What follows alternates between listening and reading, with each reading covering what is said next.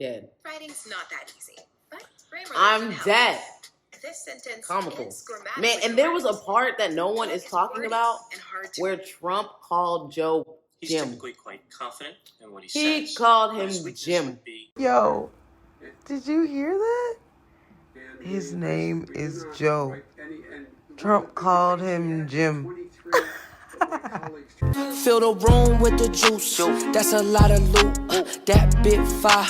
Yeah, she kinda cute. Welcome back to the channel. So, I have said in the past, I do not talk politics on my channel, but you guys, if you did not watch the presidential debate, I just don't know what you were doing. It was so comical. It was just pure utter entertainment. I mean, regardless, it was entertaining.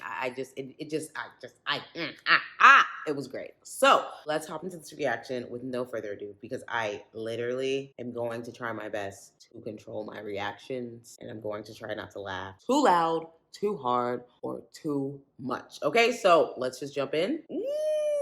Dr. Todd Grande. I can't with this man. Let's do this. Just seeing his face, I'm like, I can't. I'm actually done thoroughly. Oh, this is Dr. Grande. Today's question asks if I can analyze the presidential debate between Donald Trump and Joe Biden that was held on September 29, 2020. Yikes. Just a reminder, I'm not diagnosing anybody in this video, only speculating about what could be happening in a situation like this.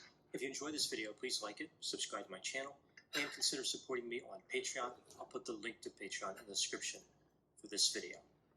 Presidential debates are interesting in that I don't know if they actually affect the outcome of elections too often, but in theory, they certainly could. The object of a candidate in a debate is to swing undecided voters over to their side and to make sure that voters who already like them are engaged. These goals are accomplished by trying to gain ground for themselves while trying to get their opponent to lose ground. Now, coming into this debate between Trump and Biden, Trump is the incumbent and would typically have an advantage, but the polls have fairly consistently indicated that Trump is behind in the election. Now, in 2016, the polls predicted that Trump would lose, so many people don't have a lot of confidence in how those polls work.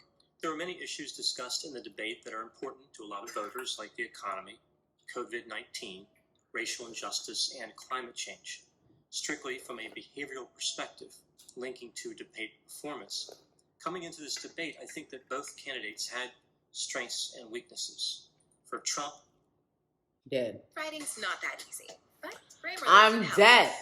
This sentence Comical. is grammatically Man, and there was a correct. part that no one is talking about and hard to where Trump called Joe he's Jim. typically quite confident in what he He says. called But him his weakness Jim. would be the sense that It he was is hilarious. narcissistic. Absolutely For everything. Biden, he's been a politician for a long time, so his strength would be stability. But lately, there's been the sense that his cognitive performance may have decreased a bit. I talked about this in another video. You think? Interestingly, I think the cognitive discussion has happened in part because Biden has been a politician for so long. So there's a lot of video recordings that we can look at and say, okay, he was a lot faster and wittier back then as compared to now. I'm really simplifying the strengths and weaknesses and again reducing them to how each person could perform in a debate. Here's how I think each candidate performed in this debate. I think Trump did appear confident, but he also appeared self-centered and immature. He didn't do himself any favors with the constant interrupting. I think this behavior really set the tone for the entire debate. It was chaotic. It was a noisy affair. It was just constant chatter, and whatever message was contained in there was really lost. Okay. Sometimes communication isn't just about the literal content of a message, but also about the way a message is delivered. Anybody can read a line from a movie, for instance, but not everybody is an actor. He doesn't know how to talk As far to as people. Biden, I thought his delivery was a little stilted at times, but nothing that would raise alarms about cognitive performance. He actually did much better than I expected based Same. on all those videos of him delivering gaffe after gaffe. Same. There were a few times when I it was appeared shook. as though he'd lost his train of thought. Right. Like there was this one point where he started answering the wrong question. Right. What are you Just talking every about? time I noticed a little bit of a disconnect, Trump interrupted. So I find this interesting. Trump really denied the audience the best opportunity to see if Biden was having some difficulty with cognition. Biden can produce a very good explanation for those moments of being disconnected, by saying Trump distracted him. And it seems like a fairly plausible defense. Perhaps Trump thought that he could elicit some type of cognitive slip through aggression and hounding Biden, but he really obscured possible indications of exactly what he may have been trying to provoke. Biden's performance was far from perfect. Even though I thought he did well in terms of speaking coherently, he also exhibited immature behavior several times, albeit in response to Trump's interruptions. Yo. He asked Trump if he would shut up. Without saying yes or no, Trump repeatedly and consistently answered this question throughout the debate. He sure did. Biden also referred to Trump as a clown, demonstrating he has no interest in the often decisive clown vote. Biden also referred to Trump as a liar and a racist. I think Biden missed a huge opportunity to take the high ground and exploit that weakness I talked about with Trump, that he could have perception easily done that. that he is narcissistic. The trade-off, I suppose, is that if Biden was more passive, he would appear weak, like Trump was pushing him around the stage. I prefer to think that he would run the risk of appearing civil as opposed to weak. Right. But perhaps in today's political climate, civility is just as frightening for Right. many candidates. Both candidates provided a lot of misinformation in the debate, Sure which really did. begs the question, what are debates for? Right. If They the both. candidates are not going to deliver accurate information, They don't know why crap. do we watch? What do we get out of it? How does this advance our understanding of their potential Right. performance and policy positions? I was like, look at this sad excuse of. Don't be afraid. This Halloween will be just Look like at last. this. That's all I could say was look at this. Look at this. This man called him Jim. Overall, the debate was really horrible. Again, just too much noise. It was brutal to watch. It was actually quite exhausting. It Chris was, Wallace lost wasn't it? control several times, but I don't really think it was his fault. No. At the end of this debate, viewers are left with this reality that one of these two people will be president Right. for the next 4 years. Right. It's not hypothetical. Right. It's a reality. Right. This is the best that we could do Right. in a country of 328 million people, Bruh. over 200 million of whom are old enough to vote. Right. It amazes me that these two candidates, who arguably possess above average intelligence, are so disconnected from how people see them. They're Did terrible. they think this debate performance was good? Right. Did they think that people would look at It them and was say, trash.